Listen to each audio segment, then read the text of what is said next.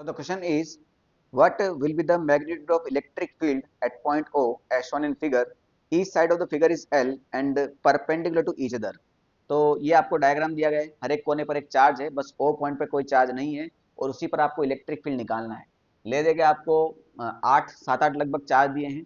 तो basic principle of superposition का question है, मगर फिर भी इसको जानबूझ के बच्चे इवन 1 2 3 4 5 6 मान के भैया कॉम्प्लीटेड कर देते हैं।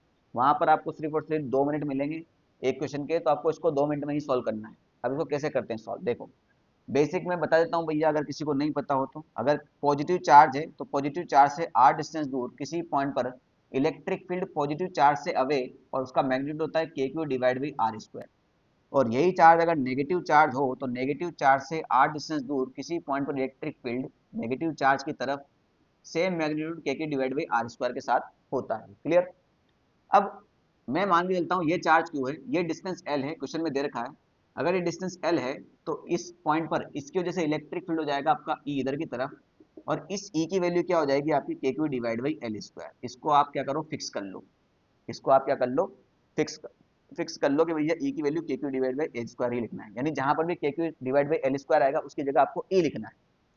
तो बेटा ये वाला चार्ज टू क्यू है तो उसके जैसे इलेक्ट्रिक फील्ड कितना आएगा, उसके जैसे इलेक्ट्रिक फील्ड कितना आएगा k two q divide by L square. इसको टू को बाहर निकालोगे तो क्या मैं इसको टू ई लिख दूं, तो ये हो जाएगा आपका टू ई इधर की तरफ। क्लियर। टू क्यू की वजह से वापस एल डिस्टेंस, तो इधर कितना हो जाएगा चार्ज वापस फिर से टू ई, और इस क्यू की वजह से वापस इधर की तरफ ई। इसमें कोई डाउट नहीं किसी को, ठीक। ये माइनस क्यू की वजह से भैया इस पर चार्ज जो है इधर की तरफ आएगा और इस माइनस क्यू की वजह से इधर की तरफ आएगा। अब जो दोनों के बीच में डिस्टेंस है वो एल नहीं ली जाएगी, क्योंकि अब ये डिस्टेंस ली जाएगी। ये डिस्टेंस कितनी होगी, एल नहीं होगी, आर मान के चलते बेटा। तो ये वाली डिस्टेंस भी एल है, ये वाली डिस्टेंस भी एल है। तो पाइथागोरस थ्योरम के थ्रू यहाँ पर आर की वैल्यू हो जाएगी आपकी root L square plus L square, यानी root two L square. Done. तो बेटा सिंपल सी बात है भाई, समझने वाली कुछ ऐसी दिक्कत है ही नहीं। ये इलेक्ट्रिक फील्ड कितना होगा, के क्यू डिवाइड बाई, ये इलेक्ट्रिक फील्ड होगा आपका k q divide by r square. R कितना है, रूट ट्वेल्व स्क्वायर, यानी ट्वेल्व स्क्वायर। इसको कुछ भी ई डैश मान लो, तो बेटा उतना ही इलेक्ट्रिक फील्ड इधर की तरफ भी तो होगा ना, के q divide by twelve square इधर की तरफ भी होगा। तो मैं इसको कितना मान लूं भैया, ई डिवाइड बाई टू बोल सकते हैं ना इसको हम। के क्यू डिवाइड बाई इसको मैं ई डिवाइड बाई टू बोल सकता हूँ, ये भी मेरा ई डिवाइड बाई टू ही होने वाला है। क्लियर। बचता है एकमात्र ये चार्ज और वो चार्ज। इसकी वजह से बेटा ये डिस्टेंस कितनी मानी जाएगी, आर ही मानी जाएगी। तो इधर इसकी वजह से कितना हो जाएगा आपका electric field, k two q divide by two L square. R का स्क्वायर मतलब टूएल स्क्वायर, और इसकी वजह से कितना होगा, k q divide by two L square. Simple सी बात है भाई। तो ये कितना हो जाएगा हमारा ई बाई टू, और ये कितना हो जाएगा, ये तो ई हो जाने वाला है, ये तो ई ही हो जाने वाला है। तो इसकी वजह से इलेक्ट्रिक फील्ड ई आएगा, इसकी वजह से electric field E by two आएगा। इसमें कोई डाउट नहीं किसी को। सारे इलेक्ट्रिक फील्ड हो गए।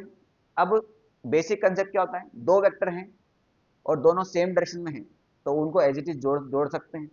दो वेक्टर हैं ऑपोजिट डायरेक्शन में हैं तो बड़े में से छोटा घट जाता है और बड़े की तरफ नेट डायरेक्शन आ जाती है। बेटा दोनों तरफ ई बाई टू है तो ये दोनों वेक्टर एक दूसरे को खत्म कर देंगे। इसी डायग्राम के अंदर करते हैं बेटा अपन तो, है ना। मैं तो कर सकता हूँ, आप चाहो तो रेड पेन से कर सकते हो, ठीक है। इधर टू ई है इधर ई है, तो बेटा ये डबल है इसका, तो इसमें से क्या बचेगा, टू ई माइनस ई। इधर की तरफ कितना बच जाएगा, ई। इसको हटा दो यहाँ से। सेम चीज ऊपर ई है नीचे टी टू ई है, तो नीचे एक ई बच जाएगा, ये वाला खत्म हो जाएगा वेक्टर एडिशन के थ्रू। इधर है ई बाई टू उधर है ई, यानी इधर डबल है इसका, तो यहाँ से ये वाला वेक्टर हट जाएगा और इधर कितना बच जाएगा, ई बाई टू। सब कुछ सॉल्व आउट हो गया भाई, यानी आपके पास कितने वेक्टर बचे अभी, सिर्फ और सिर्फ ई ई और ई बाई टू। इसमें कोई डाउट नहीं किसी को, बाकी तो सब सॉर्ट आउट है। अब दो वेक्टर हैं, सेम वेक्टर हैं और सेम वेक्टर हैं और दोनों के बीच में 90 डिग्री है, तो उन दोनों का रिजल्टेंट क्या होगा, जस्ट बीच में से निकलेगा। जहां से निकलेगा जस्ट बीच में से, इन दोनों का रिजल्टेंट की बात कर रहे हैं। अब दोनों के बीच में एंगल कितना है, 90 डिग्री। तो फॉर्मूला क्या होता है बेटा रिजल्टेंट का, ये होता है a square plus b square plus two a b cos theta. Theta होता है दो वेक्टर के बीच में एंगल जो कि 90 है, और कॉस 90 होता है आपका जीरो। यानी यहाँ पर आपको वो two a b cos theta की वैल्यू लिखने की जरूरत नहीं है।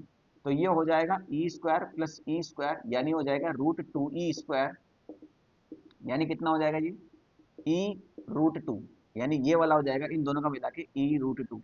ये भी हटा दो, ये भी हटा दो। अब एक e/2 उधर है, एक e√2 इधर है, तो बेटा जो दोनों में से जो बड़ा होगा उसको घटा देंगे।